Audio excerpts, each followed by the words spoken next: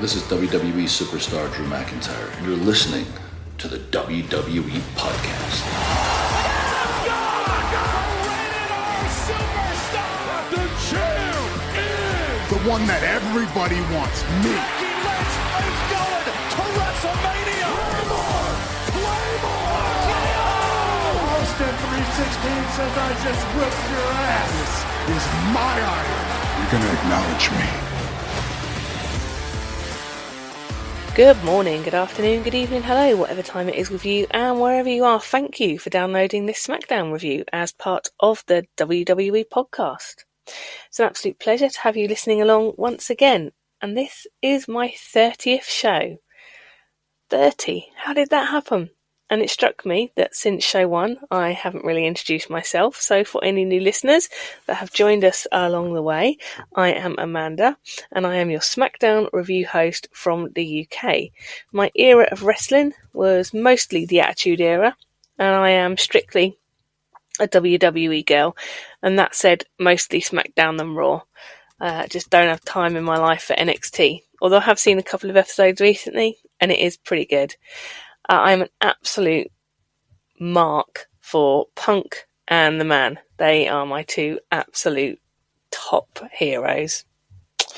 So, just a little getting to know you session for any new listeners that we might have picked up in the last 30 shows. So as always, my predictions were pretty poor for the Rumble. Although I did correctly predict the Alexa Bliss return, which for me was the absolute highlight of the Women's Rumble. I'm disappointed that Charlotte got the win. I know it's probably to set her versus Tiffy up at Mania. I just hope that Tiffy retains. We got no Jade return, no Becky return, and no AJ Lee appearance. And Nikki Bella at 30. I mean, what a load of actual poop. But I have to say, what about the girls from NXT? Wow. Brilliant showing. And bright futures for sure. The Men's Rumble was better, which I think we all knew it would be because of the massive build that it had received. Happy to see Jay get the win. Interesting to hear about the handbags backstage from Drew, which was apparently directed at LA Knight. Cody versus KO, as predicted. A really great match, totally brutal, and the right result. Apparently Cody's injured, and I don't know if that's real or an angle. And the tag match, I felt it was a bit disappointing. Profits with the interference and DIY retain on the DQ. But let's see how that goes. And after what was a very glitchy Raw in terms of, I guess there was issues with the streaming or something, we got Charlotte and Rhea facing off and KO attacking Sammy. But let's get to it and let's review the SmackDown that aired on Friday the 7th of February from Memphis. And as is now the norm, we see people arriving as our first port of call for the show. So we see LA Knight arrive for his match. Similarly, we get Jimmy and Drew. They are in a triple threat elimination chamber match tonight. And we get what was news to me. I'm sure it's been on Twitter or X or whatever this week, but I'm not on that platform anymore. But we do hear that Drew is now a permanent fixture on SmackDown, which I don't feel either way about particularly. I'm not a massive fan of his, but, you know, he's a star. We see Charlotte arriving and we hear the boos from the live crowd. Joe reminds us that she won the Rumble and is here to size up Tiffy. I think the crowd are going to boo her out the building because Tiffy is so over, but it should be interesting and guess that'll come sometime later on. So as we kick off the show proper tonight, we have Jay, and the crowd goes absolutely nuts as he makes his way through the crowd. And after an encore of his yeeting and his entrance song, he finally speaks. And he tells us that he's had a great week. He's had a lot of love from everyone. And he says he's here to pick a champion to main event Mania with. He says he spoke to Gunther on Raw, and he's here to speak to Cody tonight. And Memphis seemed pretty hot for Cody too as he makes his way to the ring. And him and Jay have a nice big hug in the middle of the ring. Cody says he knows what we all want to talk about. And Jay says Cody knows why he's here. He can choose Cody or he can choose to stand next to Cody and face Gunther and be champion with him. And Cody says he has spoke to his doctor and he needs to have his elbow drained and his hip is busted up and he's got numerous other injuries which he lists. But he says his heart is so full. He is so proud of Jay for winning the Rumble, and he says it's his choice and this is his WrestleMania. But Cody says that for his story to be complete, and I thought we completed the story last year, but apparently not, he has to go to Mania and he has to defend his title. If he says that if Jay does choose Cody today, the fun they have to get today in Memphis will be the last. They shake hands and out come Fatu and Tonga. And Tonga starts off with his crazy yeah thing. Fatu tells Cody that last year he took the title from his family, but as of now his family needs the title back. He turns attention to Jay and he says if anyone in the family would bring back the title, the last person it would be Jay. And I like this next bit because Jay doesn't even bother to respond verbally. He just hands out a super kick to Tonga. And then we get Jay and Cody working together to take out Tonga and Fatu, and they clear the ring. So this was a really good start to this week's show. I do hope that Jay picks Cody. I don't want to see Jay versus Gunther again. And I guess maybe later we're going to have a tag match between these four. And hopefully soon enough we get Jay's decision. And then we go backstage where we have Bianca and Naomi, who apparently have made up after their weird little moment of, I don't know, like weird jealousy from Bianca in the Rumble. And Bianca is in an Elimination Chamber match qualifier, with Piper Niven later on tonight. We come back from, I guess, what would have been the break for those watching in the US, but here we just get the weird still shots of the wrestlers. And we've already got Piper in the ring. I didn't see any entrance for her, so I guess that tells you all you need to know about what WWE think of her as a singles performer right now. Still very much Chelsea's sidekick. As the match kicks off, we've got Chelsea and Naomi at ringside too, and Bianca goes right for the KOD.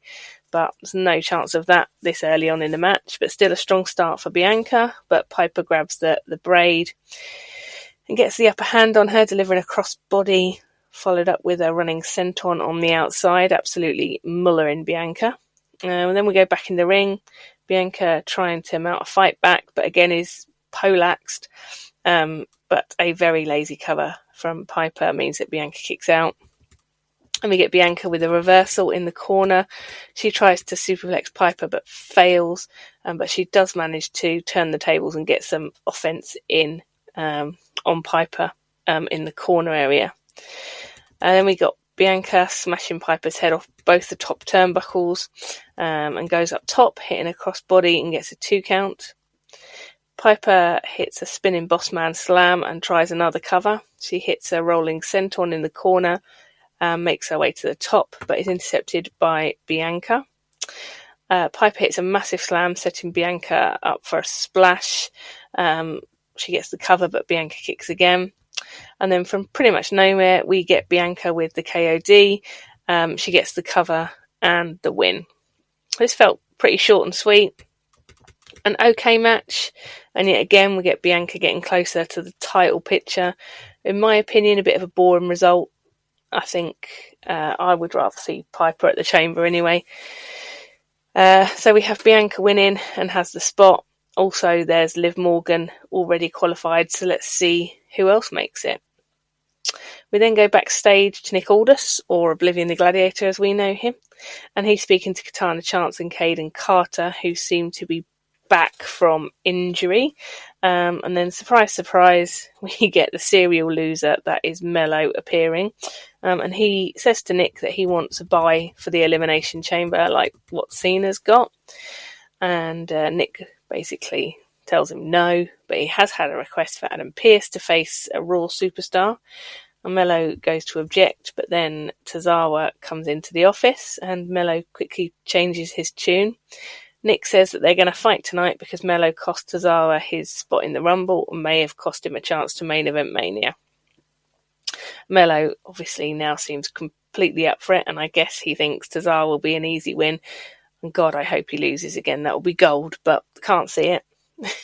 Anyway, back to the ring where we have DIY coming out, and Joe reminds us of the assist they got from the Profits at the Rumble to retain.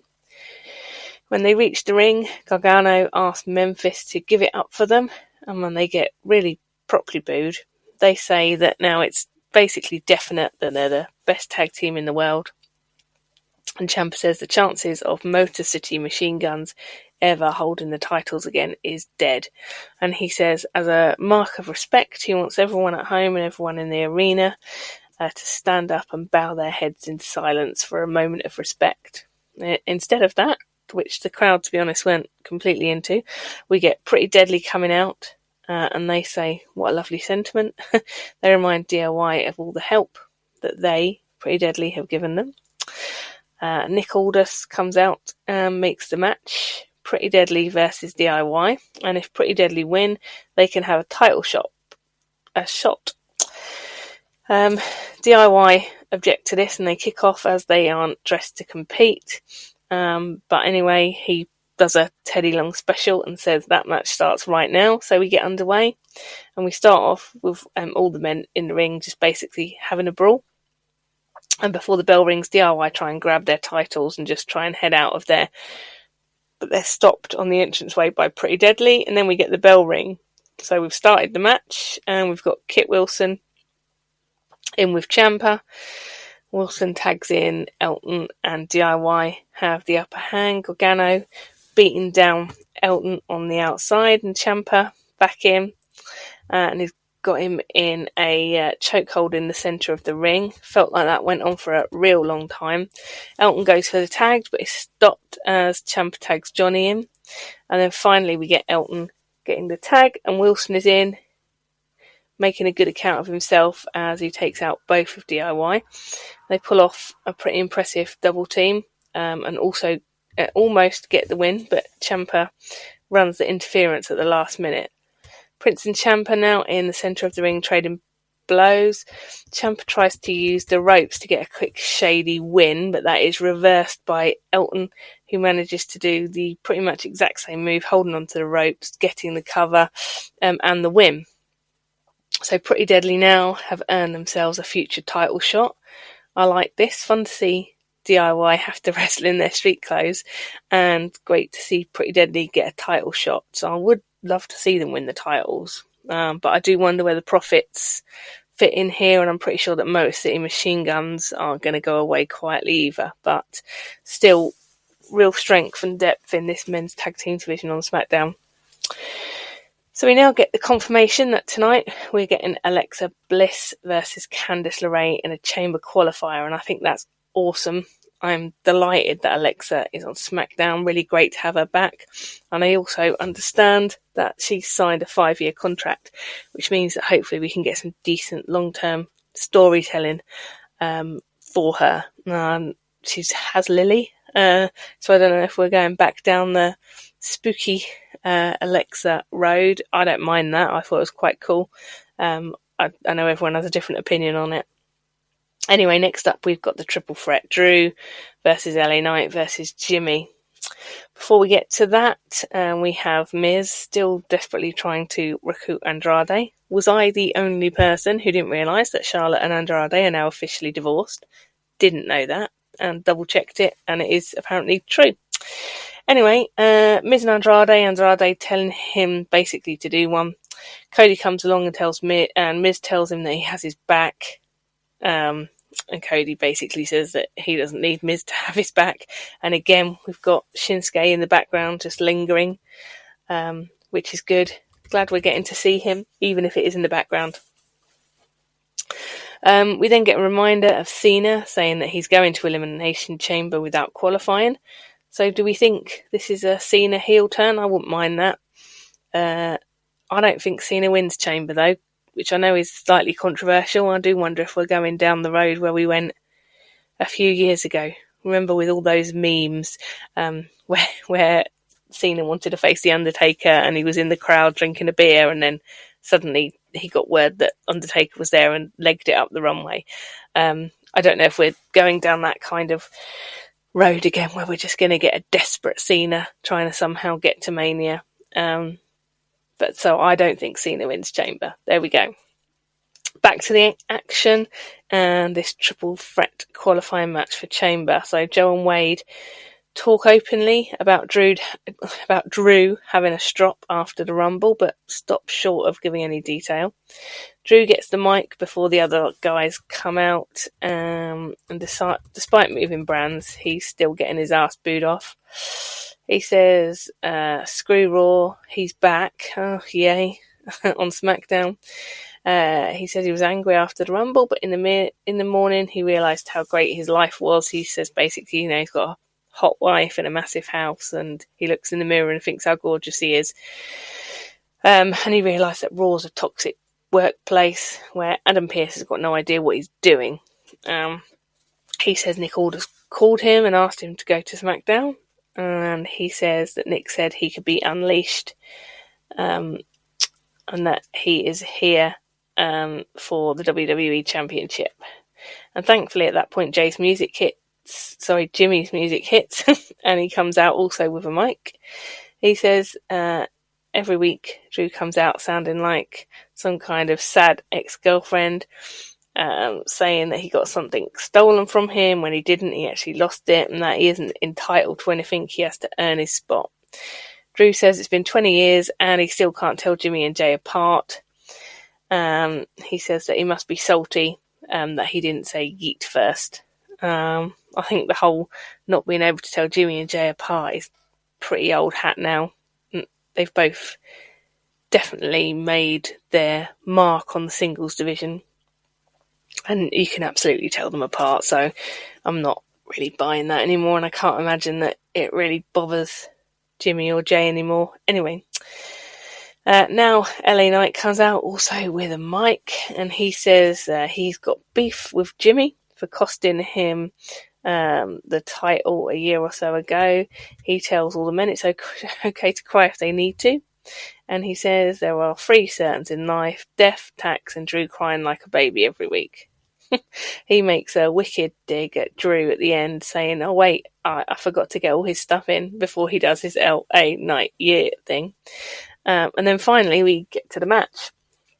We kick off with Knight and Jimmy teaming up to try and beat down on Drew. Finally, after about 1 million kicks to Drew in the corner, it breaks down, and we have Drew and Knight just brawling in the ring. Jimmy joins in, and everything is pretty even Stevens so far. And Drew takes his turn as the aggressor in chief. And then we got all 3 men getting some moves in, but Drew hits a huge Glasgow kiss on Knight, followed by a suplex on Knight, and then one on Jimmy. And Drew is running things with exploders and chops all round. Jimmy, though, manages to toss Drew from the ring and flies through the ropes, taking him out. Knight follows them and bashes both Jimmy and Drew's head off the new announce desk, which they must tell us how mightily reinforced it is every single week. Knight rolls Jimmy back into the ring, but Drew from nowhere takes Knight out and continues to beat Jimmy down in the ring. The crowd are shouting, "We want tables," and Drew feigns to go for a table, which the crowd cheer, but then he decides to put it back under the ring, and the crowd all boo him, which was just a nice another touch of him being an absolute arse. The crowd are chanting Mackencrier, which I think we might see on some t-shirts next week. That was another genius dig by Knight. And Knight is now back in the ring and hits a reverse neck breaker on Drew, gets a very close cover, and then Jimmy comes back to life and is trading kicks and chops with Knight. McIntyre has Jimmy up on the top. Jimmy manages to counter and drop Drew upside down, tying him up in the ropes a bit as Knight takes the opportunity to kick him. Drew manages to hit a superplex on both Jimmy and Knight, with all 3 men now down and out. Knight counters the Future Shock DDT and goes up top and hits a flying elbow, but we get Jimmy breaking the count. And then Drew hits a spinebuster on Knight, who kicks in 2. Drew goes for a Claymore, but is met midway by Jimmy in a super kick instead. And then we get Jimmy with another super kick on Knight and an Uso splash, and it looks like he has it won. But bloody Drew drags the ref from the ring before he can make the 3 count. Drew from absolutely nowhere hits a Claymore on both of them somehow, and gets the pin for the win. So the match was great. Okay, the action was brilliant, but I feel the same about Drew winning a spot at Chamber than I do Bianca. And the men's Elimination Chamber certainly looks like it's shaping up to be business as usual, with the same old faces in both Chamber matches, but specifically the men's. So we will get quality, no doubt, but no new blood so far. Guys, the combined age of those qualified in the men's Elimination Chamber so far is 132 years old. I mean, come on. That's basically 3 old white guys. Now, backstage, we have Byron with Damian Priest. He asked Damian what he thinks of Drew's win. He says Drew is happy. If he wasn't, he'd be crying all over the internet. Strowman comes along and says that next week he has to beat him and Fatu to get into the Chamber. So I guess that's setting us up again for something nice next week. And we now get a look back at Raw, and specifically what KO did to Sami after the match. We then go straight into one of the now famous KO car promos. Try saying that with a mouthful of wine gums. He says that he and Sami have been through a lot, and he points out his scars and the pain that he's got on the inside that he says he's probably going to have to live with forever.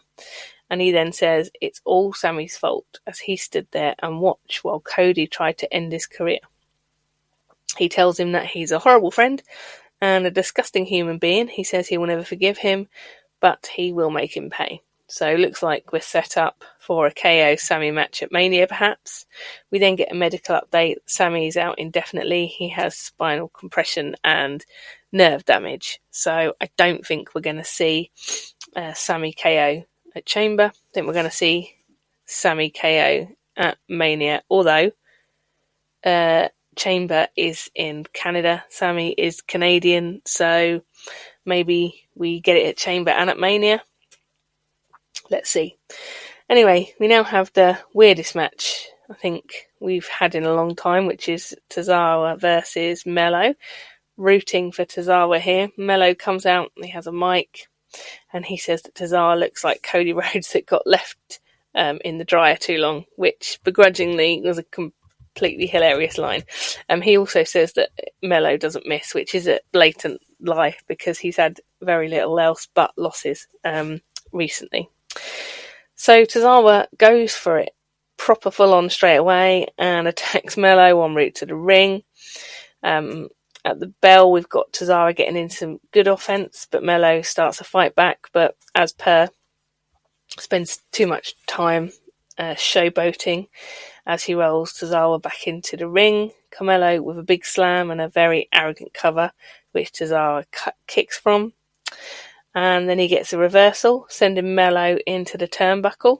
And we then get Mello just basically losing his rag as he starts pounding on Tozawa. But Tozawa hits a massive kick and goes up to the top rope. Mello meets him there, and Tozawa hits a powerbomb, almost getting the win. We get Mello then hitting a leaping DDT, and goes up to the top, hitting nothing but net, and gets a surprising win on Tozawa. Shame to see him get beat, but I guess he was never really beating Mello, was he? So let's see what happens with Mello now. Maybe he'll go on a winning run, or maybe he'll continue to lose his arse off. Either way, I'm not especially interested in him, I have to say. I think the arrogant persona is probably one that's slightly over-egged in the WWE, and it would be nice to see him have something a bit more meaty to get his teeth into. But let's see. We get a recap on what happened to Roman. Still no real update. We get told that they've reached out to Heyman several times this week and they've had no update. So they are really selling that angle. As Matt says, Roman has got quite a special schedule with almost injury time written into it. So even if he is injured, he will probably not have been scheduled for anything until Mania anyway. I suppose we might have see him at Chamber, but not necessarily in any kind of match. So we'll wait and see. We get a quick backstage bit with Cody and Jay. Jay saying that he's still undecided who he's going to face at Mania, basically. And now we get Charlotte coming out, and the crowd definitely not very warm to her at all. Charlotte takes the mic and says hi to Memphis. She says, "Now, do you love me or do you hate me?" She gets a decent amount of boos, but I have to say it sounded less than on Raw. She says she's wrestling's obsession. She says we are obsessed with her looks, her last name, and everything. She says she isn't better than everyone else because of her last name. She says it's one of the reasons she is better than everyone else. So I think it's safe to say we are going pretty far with the heel angle here with Charlotte. Now, whether or not that's what WWE wanted when they brought her back, that is what has happened.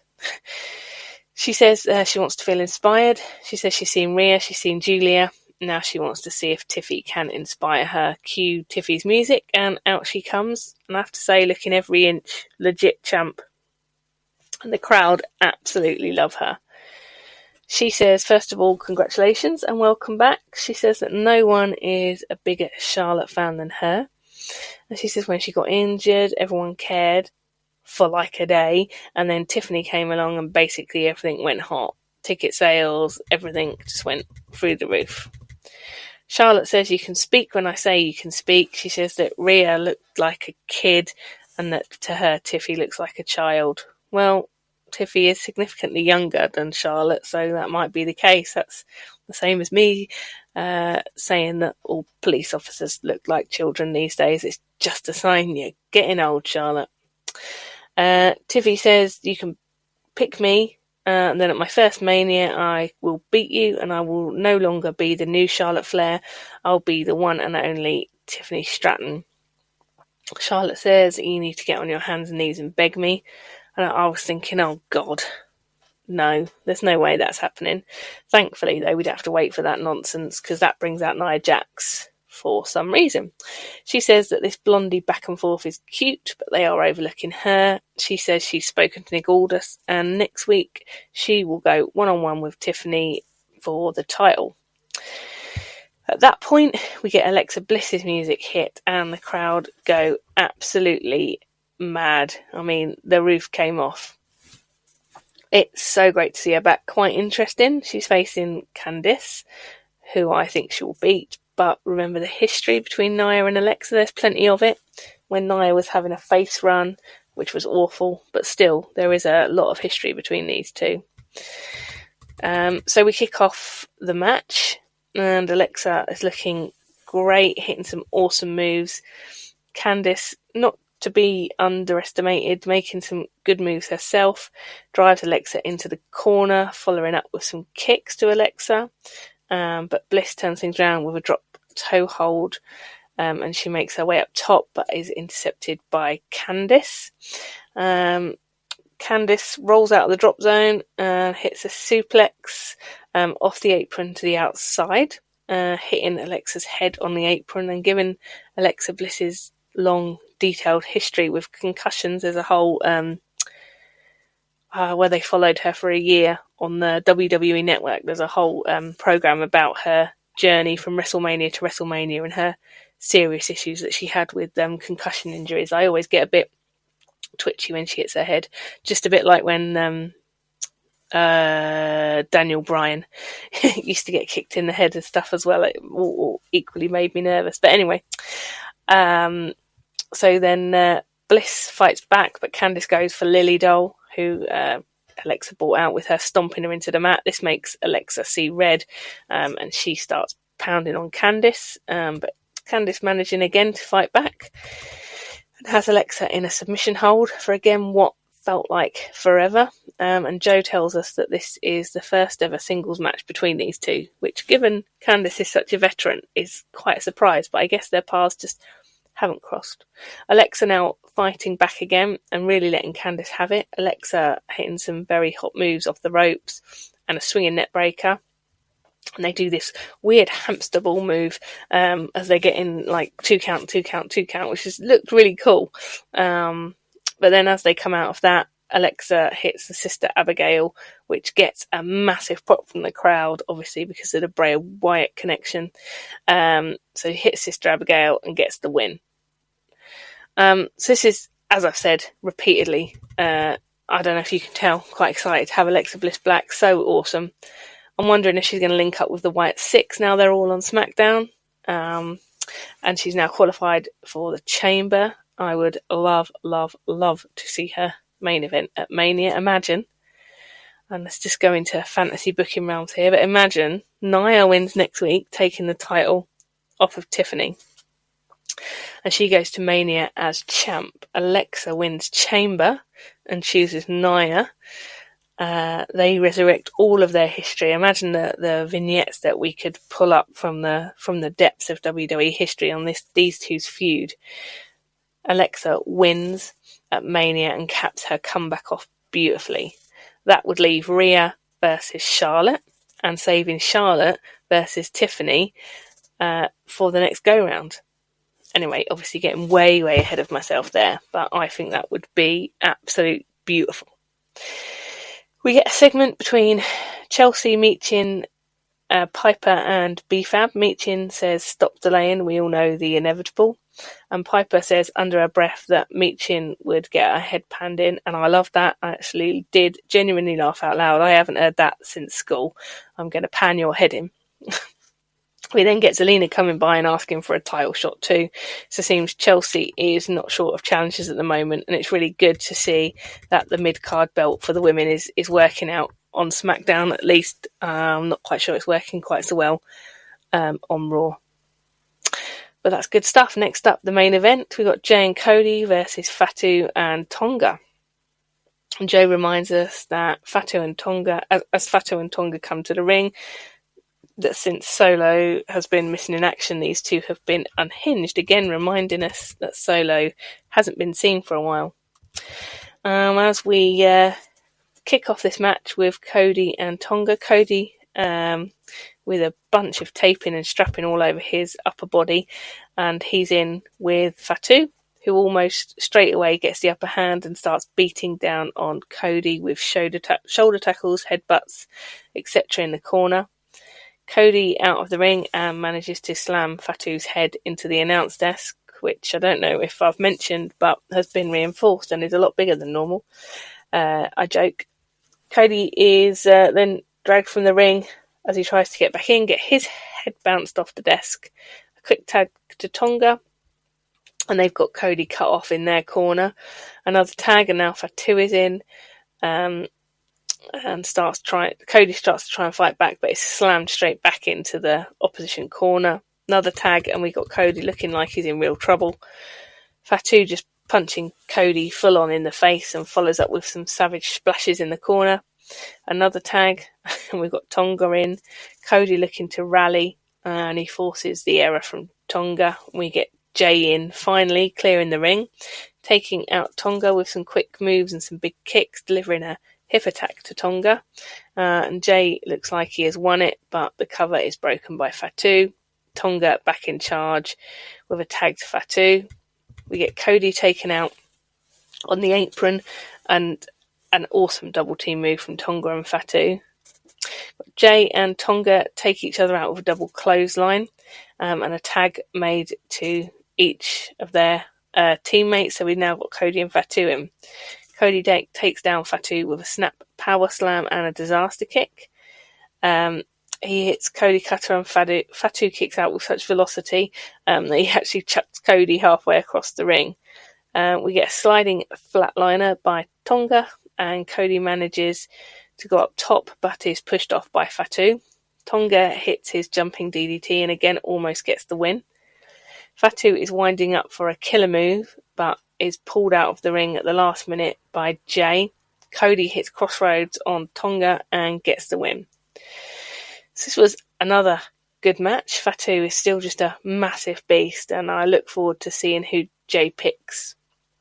As we go off air, we get Solo appearing in what must be some kind of baddie's uniform at the moment, black hoodie top, comes in and just spikes Cody. And as we go off air, we have Solo just standing over Cody, looking brooding and mad. So that's interesting.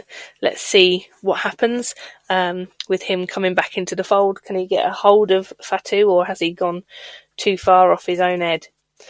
I thought this was a brilliant show tonight, and although I didn't agree with all the choices of the winners, it was still enjoyable. And then just as I'm about to sign off my recording, I've got some big news coming in. I've just had a notification pop up on my phone that there have been some pretty big name releases from WWE. So we've got Sonya Deville has been released, who I guess has been a divisive personality for some in the company, but she was literally just in the Rumble. I don't know what will become of PFC now. Will they carry on, or will it peter out, and what the fates of Baszler and Zoe Stark, who I like. So Sonya Deville released. We've also got Cedric Alexander released, and Blair Davenport, which is a shame. But I get it. I guess creative just wasn't there for them. We've got AOP, so Authors of Pain, which is a bit of a surprise, as they featured quite a bit with Karrion Kross, and what does that mean for that group? Finally, Paul Ellering, which I guess makes sense if AOP are gone. Always sad to see people lose their jobs, obviously, but I suppose we'll wait to hear more over time, and I'm sure Matt and everyone else will pick up on that news and have plenty to say about it in the days and weeks to come. So guys, that just about does it for this week. Thank you for having me in your ears for the 30th time, as my 30th show now done and dusted. Next time I'll get a balloon will be on the 50th show. Thank you for listening, and until next time, remember, be kind. Thanks for listening to the WWE Podcast. Don't forget to subscribe on your favorite podcast app so you don't miss a show, or head to WWEpodcast.com. And for all of these shows ad-free, head over to patreon.com/WWE Podcast. Until then, we'll see you next time.